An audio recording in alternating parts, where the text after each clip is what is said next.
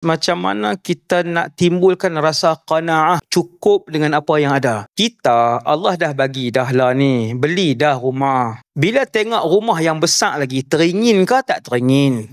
Teringin. Sebab sifat harta ni tuan-tuan, sebab apa yang akan teringin sampai umur berapa puluh pun akan teringin, sebab sifat harta ni Nabi sebut adalah satu elemen yang Nabi kata kalau kamu dapat 2 gunung emas pun kamu akan minta daripada Allah yang ketiga.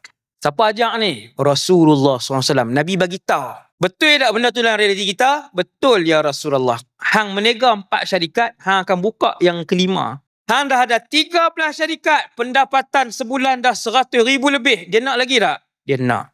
Tak payah sebut 100,000. Nabi sebut yang paling tinggi apa dia?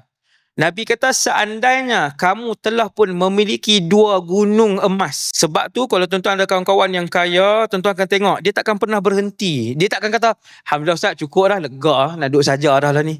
Kecuali ketika dia kaya tu dia gila. Dia akan kata, okey cukup lah, tak mau.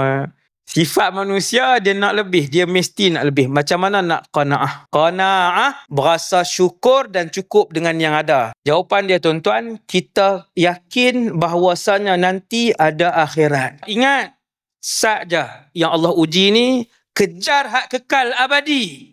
100 tahun ke hak dalam syurga? Bukan selama-lamanya. Dapat istana yang besar. Muda selama-lamanya. Tak ada sakit selama-lamanya. Kaya selama-lamanya. Tak ada semayang selama-lamanya.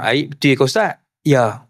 Saya sebut kat tuan-tuan hari ni, dalam syurga tiada lagi ibadat. Hari-hari untuk seronok. Maka cukup kita akan rasa, okey kalau macam tu insya-Allah lah. Kejar akhirat. Pulun untuk banyakkan redha Allah. Nak bagi Allah sayang macam mana?